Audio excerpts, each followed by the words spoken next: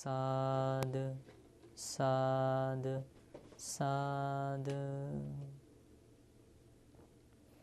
Namo Buddhaya.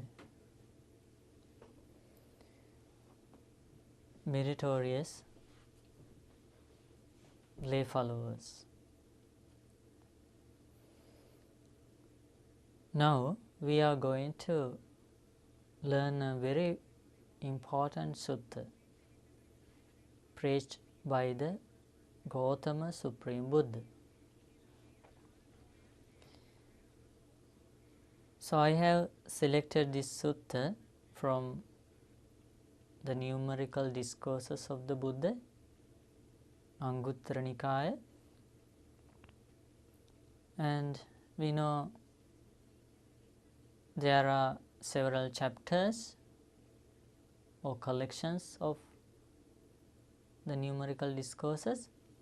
So this sutta is from the chapter of the 8th. Meritorious disciples, we have been very fortunate to go for refuge to an extraordinary teacher. In this world, the opportunity to hear even the word, the Buddha, is very rare. Since the most valuable thing and the rarest thing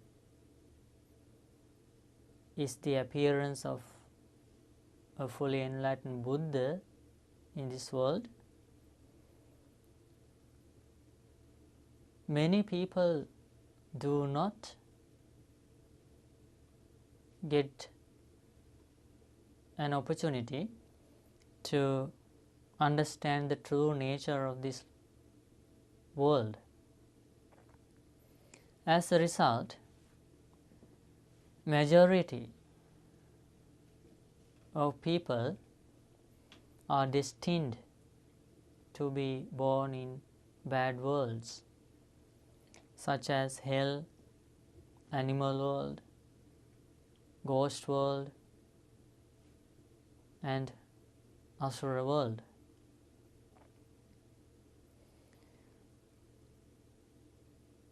When we learn the teachings of the Supreme Buddha, we can understand how our actions, bodily actions, verbal actions, and mental actions affect our happiness. Happiness in this present life and happiness in future lives. Normally, we don't tend to pay attention to our actions. We don't know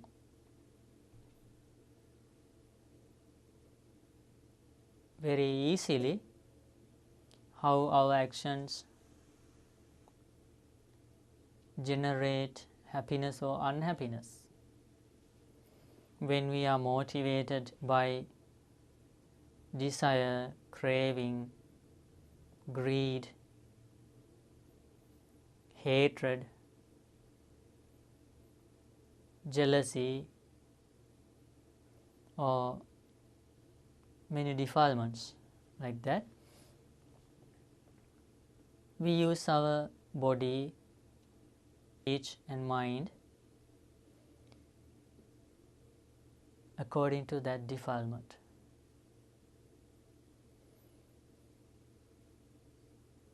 Sometimes we will experience a temporary happiness when we use our body, speech, and mind in a way that we enjoy things in this world. But in the long run, Supreme Buddha explains, we will have to suffer a lot. That is why it is very important to understand the difference between the actions that lead to temporary happiness and the actions that lead to lasting happiness. In terms of happiness, following the precepts plays a major role in the teachings of the Buddha. After one has gone for refuge to the triple gem, Supreme Buddha teaches the next step, the most important thing in this practice, the initial entrance to this path is following the precepts. So, as lay people, male lay followers and female lay followers are supposed to follow 5 precepts. They have to abstain from killing beings, stealing, sexual misconduct, telling lies, and taking intoxicating drinks and drugs. So, in a daily basis, these 5 precepts should be followed.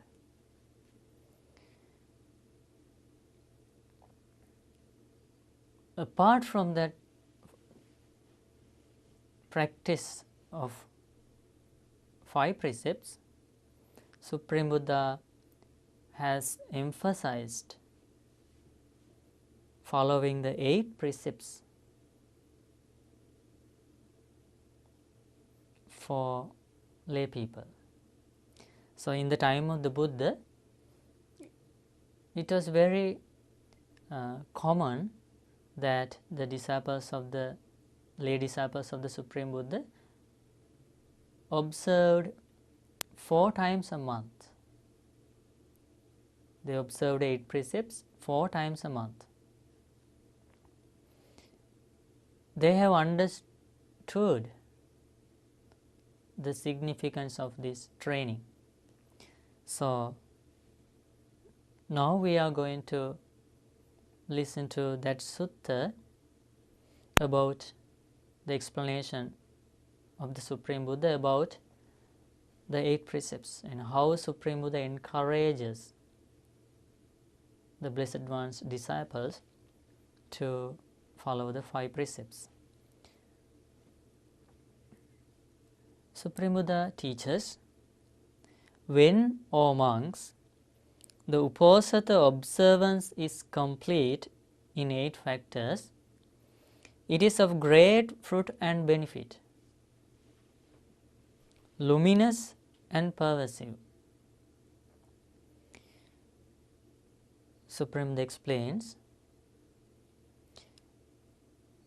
the Uposatha observance or the following of the 8 precepts is of great fruit and benefit. That practice generates many happy results, many advantages, and that practice is very beneficial. And how is the Uposatha observance complete in the 8 factors which make it of great fruit and benefit, luminous and pervasive? Now, in this sutta, Supreme Buddha explains the most fruitful way of observing 8 precepts. So we are very fortunate to have these discourses still available to us. Supreme Buddha teaches, "Here, monks, a noble disciple reflects thus." So now it is very obvious that first of all one has to be a noble disciple, Arya Savaka, because by understanding the danger of the ordinary life, Putujjana, one has to go for refuge to the triple gem, and thereafter they are no longer called ordinary people, they are called noble disciples. So once one goes for refuge to the triple gem, he or she gets a great opportunity to follow the rest of the path. So the 8 precepts represent a very important progress of this path. So Supreme Buddha, that's why Supreme Buddha explains, a noble disciple reflects thus before observing the first precept. As long as they live, the Arahants abandon the destruction of life and abstain from it. As long as they live, the Arahants don't kill humans or animals. They live with the rod and weapon laid aside. They are very kind and dwell compassionate toward all living beings.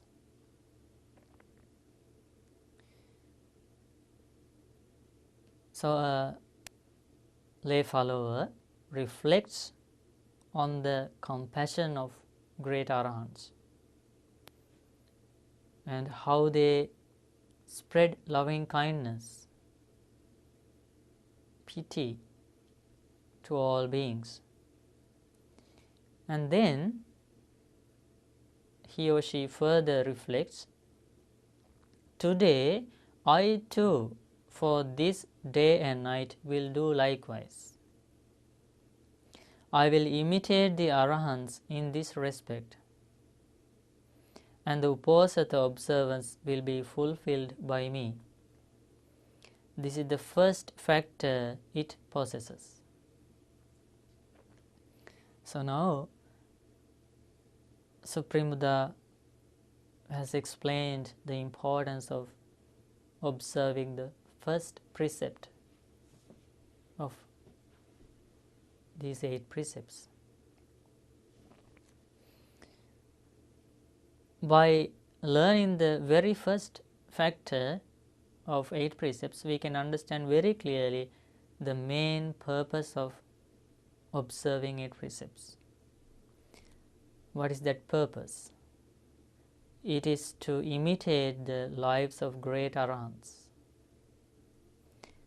Why do lay people imitate the Arahants?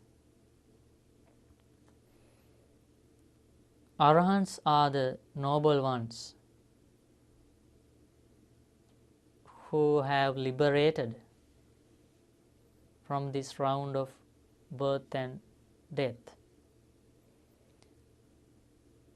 They are the fortunate beings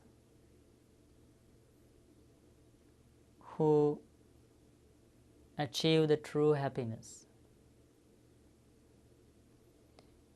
by realizing the Four Noble Truths. They have completed the aggregate of virtue. as explained by the Buddha. So, for their whole lifetime, before becoming an arahant or after becoming an arahant, they kept these precepts very well. Even for the sake of their life, they didn't break these precepts. And that pure virtue enabled them to purify their minds completely from defilements. Their virtue helped them to develop concentration. It helped them to lead a life that was freed from regret and remorse, and that same virtue helped them to develop their wisdom. That is why virtue is called the foundation of this excellent practice. So, if arahants could achieve liberation through the practice of virtue, and if that virtue has helped them to follow the path,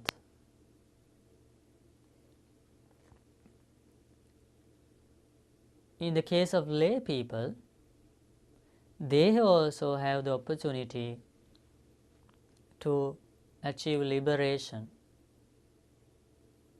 by following that same virtue. But here Supreme Buddha recommends, as lay people, they can dedicate to this practice at least 4 times a month in the 4 phases of moon. That's how they followed in the time of the Buddha. So, in order to imitate the virtue of arahants, lay disciples of the Buddha observe the first precept, that is abstaining from killing beings. Supreme Buddha explains further,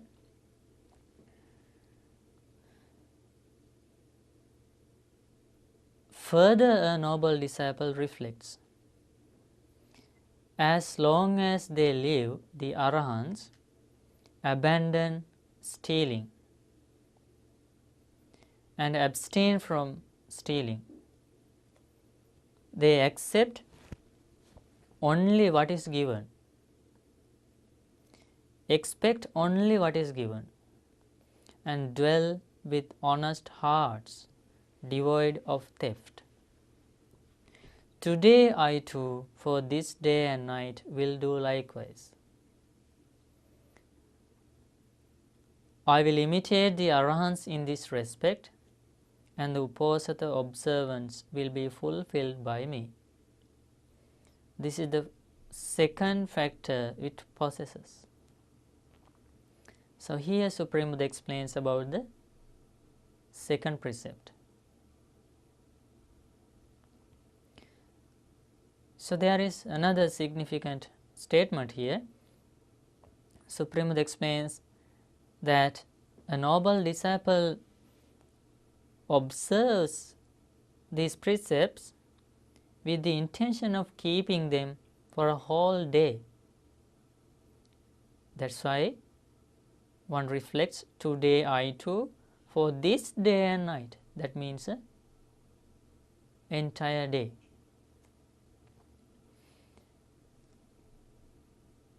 So, in the second precept, a lay follower tries to imitate the honest life of Arahants, imitating their purity, how they accepted only what was given. Then Supreme Buddha explains about the third precept. As long as they live, the Arahants abandon incelibacy and live the celibate life, remote from sexuality, refraining from the coarse practice of sexual intercourse. Today I too, for this day and night, will do likewise. I will imitate the Arahants in this respect, and the Uposatha observance will be fulfilled by me. This is the third factor it possesses. Now, again, this is a very precious opportunity for lay people to imitate the pure lives of Arahants.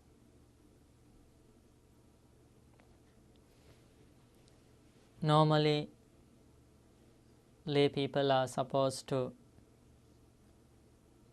observe the precept of abstaining from sexual misconduct as mentioned in the 5 precepts, but here they develop their virtue further, because this is the day that they imitate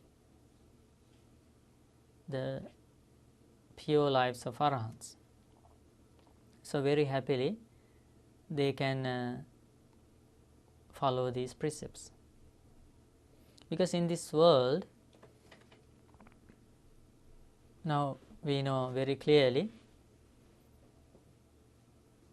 many children are suffering due to the bad conduct of their parents. We can see that in almost in every society. So it is because of not keeping the third precept of 5 precepts. But those parents who observe these precepts are going to give happiness for sure to their children, and at the same time they are intensifying their practice towards the ultimate goal, Nibbana. Again, Supreme Buddha explains, as long as they live, the Arahants abandon false speech and abstain from it. They are speakers of truth, adherents of truth, trustworthy and reliable, nor deceivers of the bold. So with that understanding, noble disciple reflects, today I too, for this day and night, will do likewise. I will abstain from telling lies and speak only truth.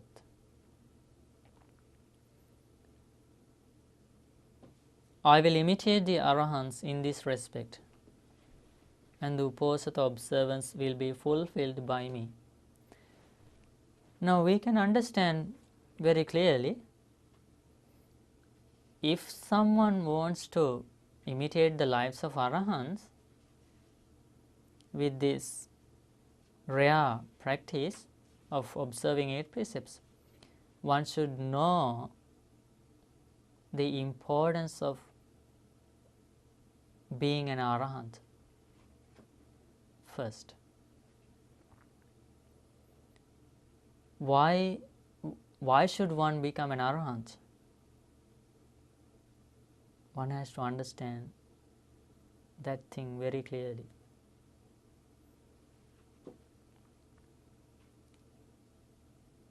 because Supreme Buddha teaches we have been suffering a lot in this cycle of birth and death, in this samsara.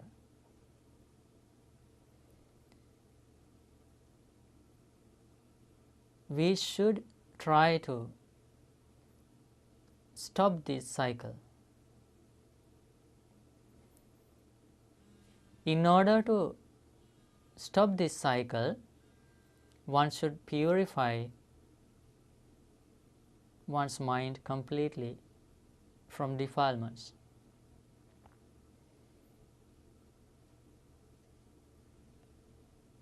Arahants are the only disciples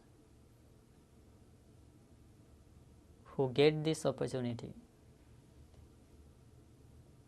By purifying their minds completely, they escape from this cycle. That is why we also should imitate the lives of Arahants. We should understand very clearly that because of not having that opportunity to be liberated, to be Arahants, we are wandering in this samsara. So the only solution is achieving Nibbana. That is why we should imitate the lives of Arahants. So Supreme Buddha explains the next precept. A noble disciple reflects further. As long as they live, the Arahants abandon wines, liquors, and intoxicants, which are the basis of negligence, and abstain from them. So Arahants never used intoxicants. They were very mindful. They enjoyed the bliss of clear comprehension and awareness. Today I too, for this day and night, will do likewise. I will imitate the Arahants in this respect, and the Uposatha observance will be fulfilled by me. This is the fifth factor it possesses. So here, a noble disciple abstains from taking intoxicating drinks and drugs. This is also very important. In this world, now we can hear very often lots of disputes, problems arise due to this problem, because of using intoxicants. When somebody uses intoxicating drinks or drugs, they tend to lose their mindfulness. As the result of losing mindfulness, one is in danger of breaking all the precepts, which will result in unhappiness for oneself and others. And we know how lots of children are suffering in this world because their parents take intoxicants. They are very helpless. So it is very important to follow these precepts. And especially noble disciples have to be very mindful, because they have to practice more things in this excellent training. They have to practice meditation and lots of contemplations, reflections. They have to focus their mindfulness on the words of the Supreme Buddha. So always they have to be alert and careful. Then Supreme Buddha explains the sixth precept. As long as they live, the Arahants eat only once a day and refrain from eating at night, from untimely meals. Today I too, for this day and night, will do likewise. I will imitate the Arahants in this respect, and the Uposatha observance will be fulfilled by me.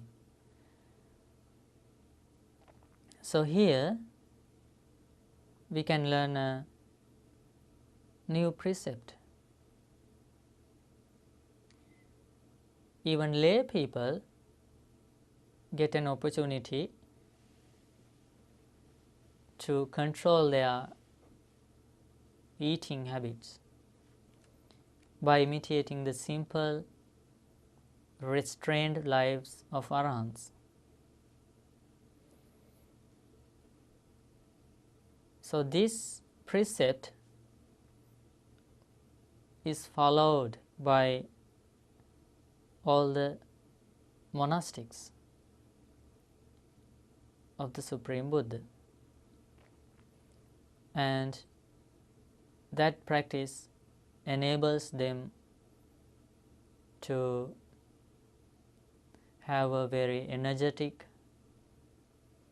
strong body, which helps them for their meditation practice. And also lay people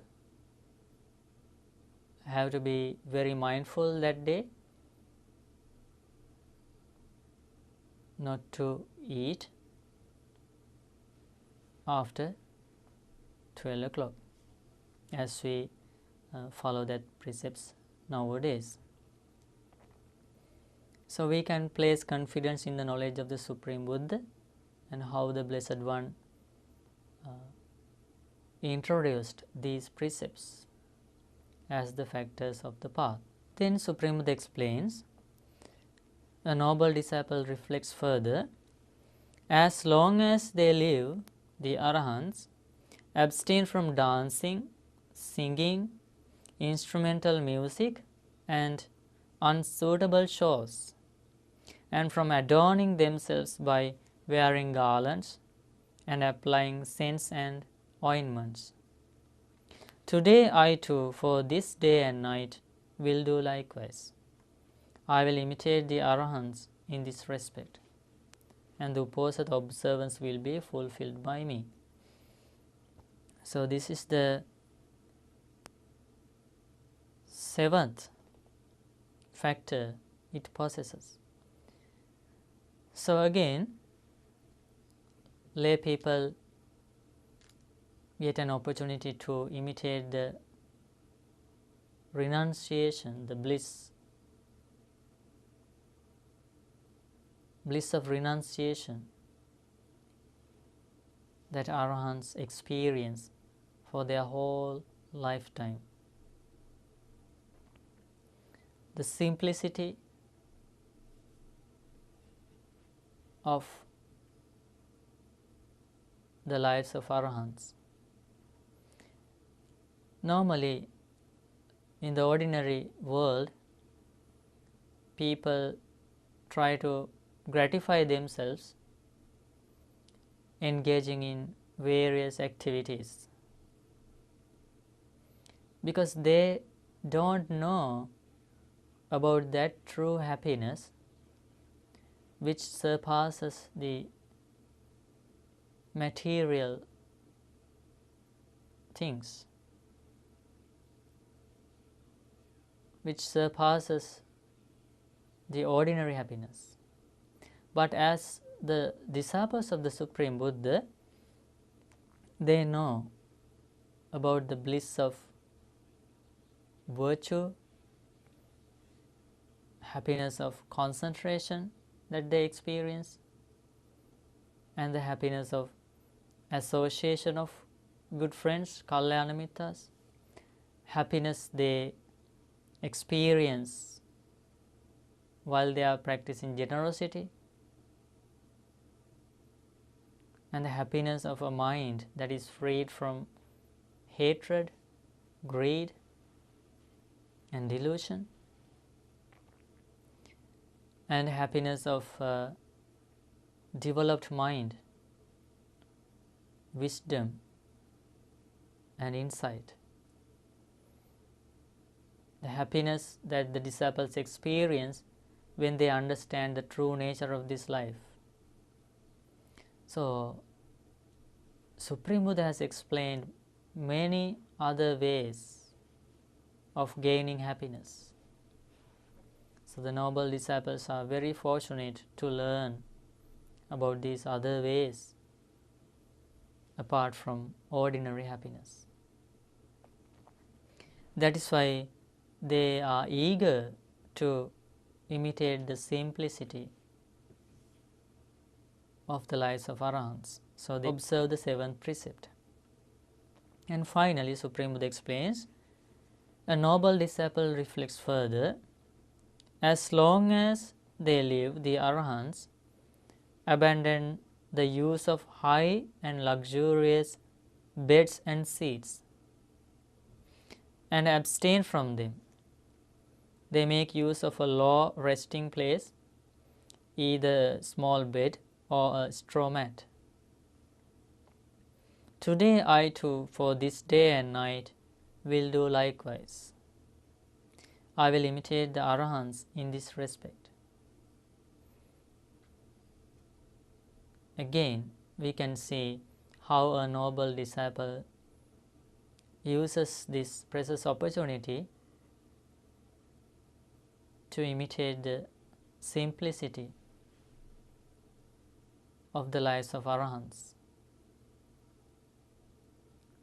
Actually, Supreme Buddha has explained that if a disciple experiences the happiness of meditation,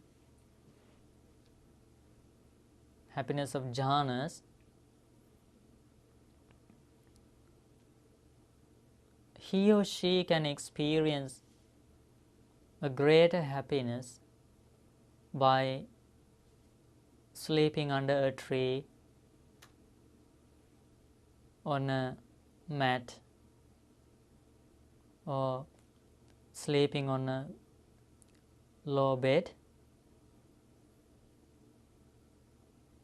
That happiness will surpass the happiness of a householder who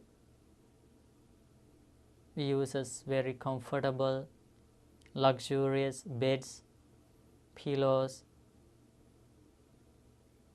and other comfortable things.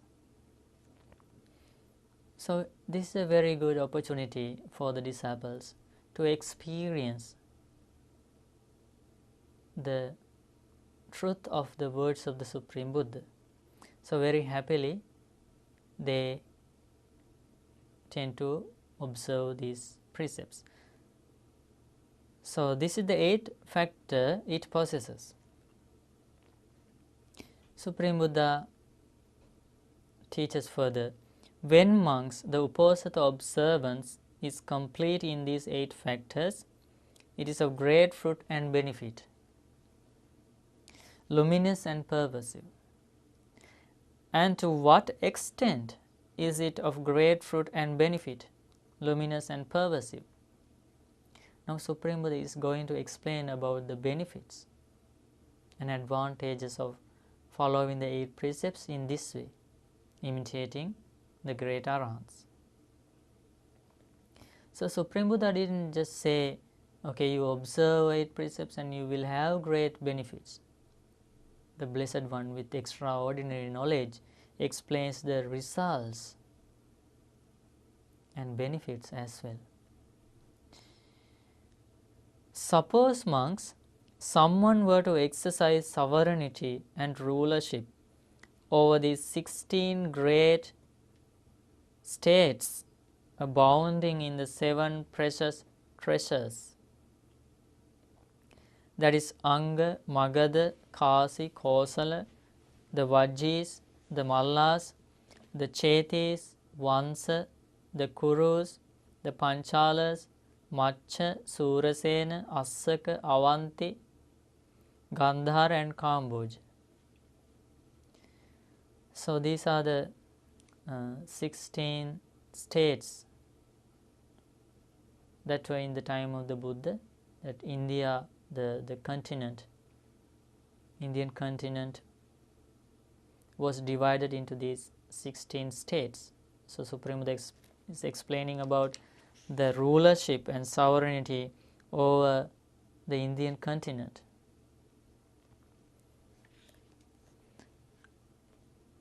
This rulership with all the wonderful things, valuable things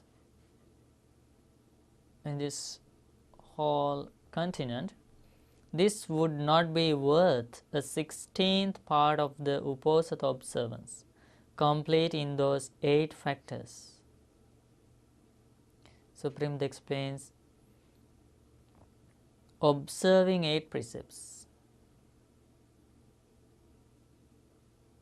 gives more happy results than the rulership of Indian continent. For what reason? Because human kingship is poor compared to divine happiness.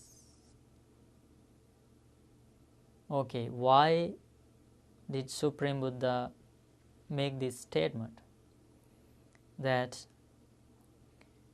this happiness of following 8 precepts is better than the happiness of becoming a king over the whole India, because the disciples who observe 8 precepts are going to be reborn in heaven definitely. So they are going to experience divine happiness. That divine happiness surpasses human happiness. And then Supreme Buddha explains how that divine happiness is experienced by a noble disciple. Supreme Buddha explains the lifespans of those devas. So Supreme Buddha teaches further, for the devas in the realm of the 4 great kings, Chatum Maharajika heaven, a single day and night is equivalent to 50 human years.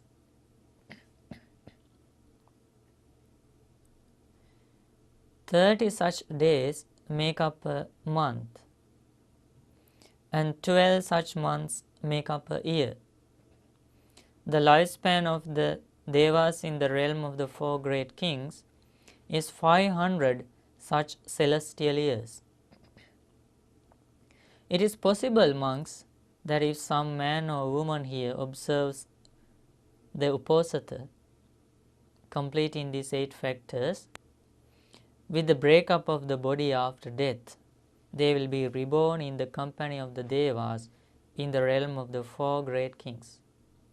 It was with reference to this that I said human kingship is poor compared to celestial happiness."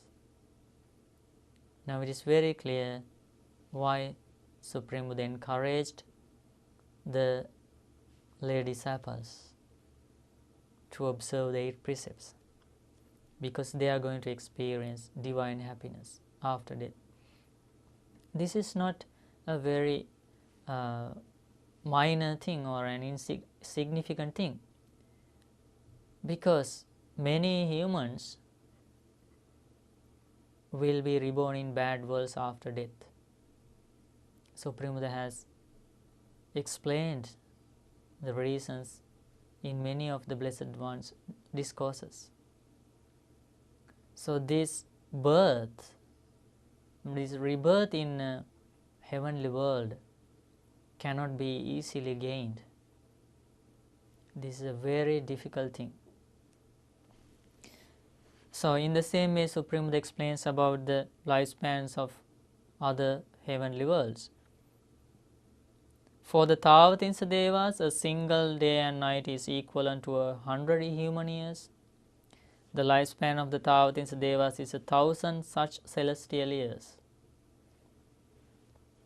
The lifespan is increasing when we go to the upper heavenly worlds. For the Yama Devas, a single day and night is equivalent to 200 human years. The lifespan of the Yama Devas is 2,000 such celestial years. For the Tusita Devas, a single day and night is equivalent to 400 human years. The lifespan of the Tusita Devas is 4,000 such celestial years. So I will read the whole explanation because it's very important to know the knowledge of the Supreme Buddha. The lifespan of the Tavatisa Devas is 4,000 such celestial years. For the Devas who delight in creation, Nimmanarati, a single day and night is equivalent to 800 human years. The lifespan of the Nimmanarati Devas is 8,000 such celestial years. For the Devas who control what is created by others, that is Paranimita heavenly world, a single day and night is equivalent to 1,600 human years. 30 such days make up a month and 12 such months make up a year. The lifespan of the Devas of Nimmanarati is 16,000 such celestial years. And Supreme Buddha explains further. At the end, it is possible, monks, that if some man or woman here observes the Uposatha complete in these 8 factors, with the breakup of the body after death, they will be reborn in the company of the Devas in the Paranimita Vasavati heavenly world. It was with reference to this that I said human kingship is poor compared to divine happiness. So we listen to a complete sutta preached by the Supreme Buddha. So we have been very fortunate to understand the importance of observing 8 precepts, and we learned the most beneficial way to observe the 8 precepts and the benefits of observing 8 precepts. Because of this excellent knowledge of the Supreme Buddha, we have got this opportunity to learn these things very clearly. So I bless all of you. May you also have the opportunity to observe 8 precepts and follow the Noble Eightfold Path as explained by the Supreme Teacher. And may all of you attain Nibbana in this Gautama Buddha's dispensation. Sadhu, sadhu, sadhu. Namo Buddhaya.